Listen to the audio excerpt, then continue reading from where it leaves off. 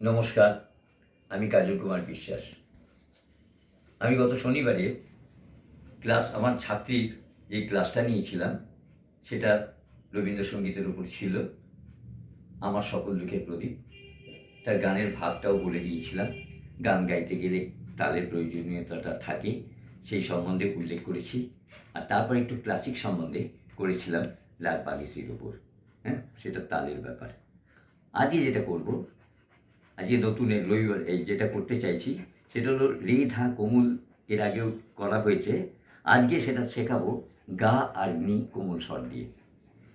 এর আগে যেগুলো হয়ে গেল সেটা হলো কি রে ধা কোমল ছিল, আজকে যেটা শেখাবো সেটা হলো গা আর নি কোমল স্বর দিয়ে কী করে করা হয় সেটা আজকে দেখাচ্ছি। আপনারা একটু দেখুন, শুনুন কীভাবে করছি। প্লেন শুদ্ধ স্বর সে সাথে কোমল স্বরটা কী করে করা যায় সেটা দেখুন। প্রথমেই বলি স্কেল। এই বি ফ্ল্যাট, আগে বলেছি বিভিন্ন ধরনের স্কেল আছে, সেই বি ফ্ল্যাটেই করছি। আর একটু দেখবেন যে ফিঙ্গারিং যখন শুদ্ধ স্বর দিয়ে করেছি উদারা মুদারা তারা দিয়ে, তখন আস্তে আস্তে আস্তে স্লো থেকে যখন একটু ফাস্টের দিকে গেছি তখন আমার আঙুলগুলো কীভাবে নড়ছে এগুলো খেয়াল করবেন, এবং ফ্লেক্সিবিলিটিটা এটা খুব দরকার। আজকে দেখুন গা, কোমল গা হচ্ছে এইটা, একটু দেখে নিন। কোমল গা, আর এইদিকে আছে কি কোমল নি, এই নি কোমল নি। শুদ্ধ স্বরের বাঁ দিকে কোমল স্বর বসে, তাহলে শুদ্ধ স্বর যদি গা এইটা হয় তাহলে কোমল গা এইটা হবে। শুদ্ধ স্বর যদি নি হয় তাহলে বাঁ দিকে হচ্ছে এটা কোমল নি। তাহলে আমরা আজকে দেখছি গা আর নি দুটো নতুন স্বর পেলাম। এটা হচ্ছে এইবারে খাদের দিকে, তাহলে একই জিনিস হবে। সা কোমল নি যদি এটা হয় তাহলে এই সা এই কোমল নি এইটা চলে আসছে। তাহলে আমরা কি করছি একটু দেখুন। প্রথমে করব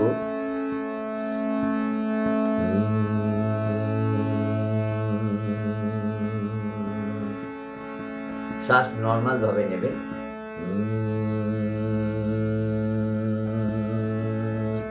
সাটাকে বেশ কিছুক্ষণ ধরে করতে হবে। সা রে গা রে সা, সা রে গা মা গা রে সা।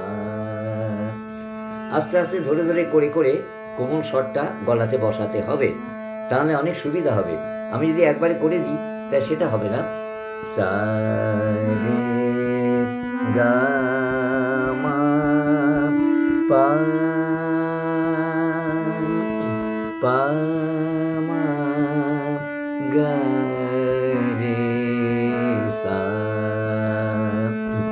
সা রে গা মা পা ধা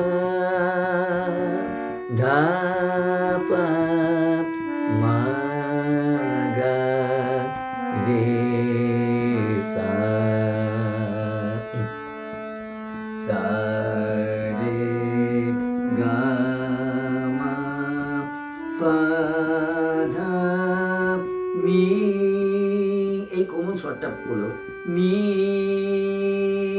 ধা পা মা গা রে সা, সা রে গা মা পা ধা নি সা, এই চলে এলাম। সা নি ধা পা মা গা রে সা, একই জিনিস। সা নি ধা পা মা গা, এটা হচ্ছে কোমল গা খাদের গা রে, আর এদিকে নেই রে গা মা পা ধা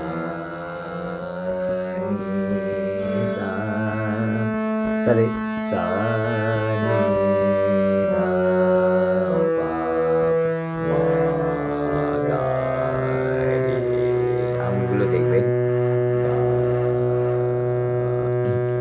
রে গা মা পা ধা নি সা, সা রে গা মা পা ধা নি সা। আবার একই জিনিস একটা, সা রে গা রে সা, সা রে গা মা গা রে সা। এই কোমল গা হলো চড়ার কোমল গা, এটা হচ্ছে খাদের কোমল গা। সা নি ধা পা মা গা রে সা, সা রে গা রে সা রে গা মা গা রে সা, সা রে গা মা পা মা গা রে সা, সা রে গা মা পা ধা পা মা গা রে সা, সা রে গা মা পা ধা নি ধা পা মা গা রে সা, সা রে গা মা পা ধা নি সা নি ধা পা মা গা রে সা, সা রে গা রে সা রে গা রে সা, সা রে গা গা রে সা, সা রে গা মা রে গা রে সা। বিভিন্ন ভাবে করা যায়।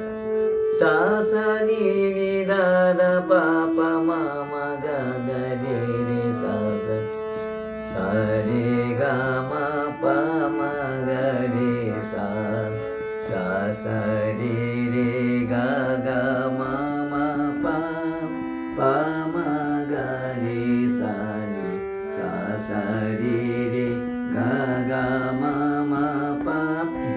এবারে এটা তালের উপর যদি করি, 1 2 3 4 5 6 7 8 9 10 11 12 13 14 15 16, দা দিন দিন দা, এটা যে তিতাল, হ্যাঁ, দা দিন দিন দা, দা দিন দিন দা, না তিন তিন তা তে তে দিন দিন দা, এটা ফাঁক থেকে ধরা আছে।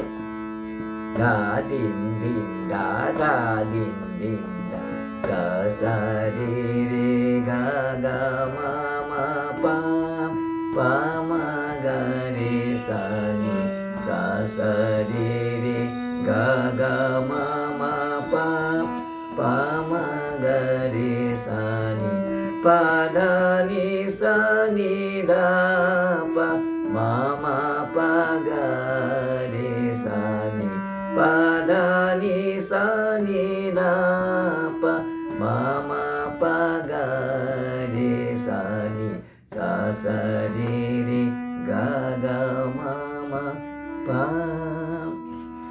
তাহলে এটা তালের উপর করা যেতে পারে, এটা তালেই করলাম, সা সা রে রে গা গা মা মা পা, পা মা গা রে সা নি। এইভাবে তালে করতে করতে, তার আগে তো রিয়াজ করা যেতে পারে, সা রে গা মা পা মা গা রে, সা রে গা মা পা ধা পা মা গা রে, সা রে গা মা পা ধা নি ধা পা মা গা রে, সা রে গা মা পা ধা নি সা নি ধা পা মা গা রে সা। ওটা স্বর দিয়ে প্লাস আ দিয়ে করা হলো, এগুলো ধরে ধরে করা হলো। যখন শুদ্ধ স্বর হলো, কোমল স্বর হলো, 4টে কোমল স্বর তালে শেখানো হলো। রেধা এর আগে শেখানো হয়েছিল, তারপর আজকে শেখানো হলো কোমল গা আর কোমল নি, আর বাকি রইল করিমা। করিমাটা পরে দেখিয়ে দেবো। তাহলে টোটাল 12টা স্বর, 7টা শুদ্ধ, 5টা বিকৃত স্বর। এই 12টা স্বর নিয়েই আমাদের সব কিছু। যে কোনো ধরনের গান হতে পারে, হ্যাঁ, সেটা খেয়াল হতে পারে, রবীন্দ্রসঙ্গীত হতে পারে, আধুনিক হতে পারে, পপ রপ, যে কোনো, এর বাইরে নয়। আমরা যেরকম অবা ক খ যেগুলো জানি সিলেবাস, ঠিক ওয়ান টাইপ অফ অবা ক খ হচ্ছে সারেগামা, 12টা স্বর। এটা ভালোভাবে আয়ত্ত করতে পারলে গান অনেকটা নিজেদের মধ্যে আয়ত্তে থাকবে। আজ এই পর্যন্ত।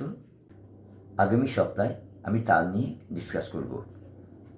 যেরকম একটা দুটো করেছি, আরও ভাস্টভাবে বলবো, কীভাবে লয়ের গতি হয় সেইভাবে বলবো। ঠিক আছে? যদি ভিডিওটা ভালো লাগে তাহলে আপনারা লাইক করবেন, কমেন্টস করবেন, আর প্রচুর প্রচুর পরিমাণে ভিডিওটা শেয়ার করে দেবেন। আর যারা যারা এখনও চ্যানেলটি সাবস্ক্রাইব করেনি তারা অবশ্যই সাবস্ক্রাইব করে দেবেন এবং তার সাথে পাশে থাকা বেল আইকনটি প্রেস করতে ভুলবেন না।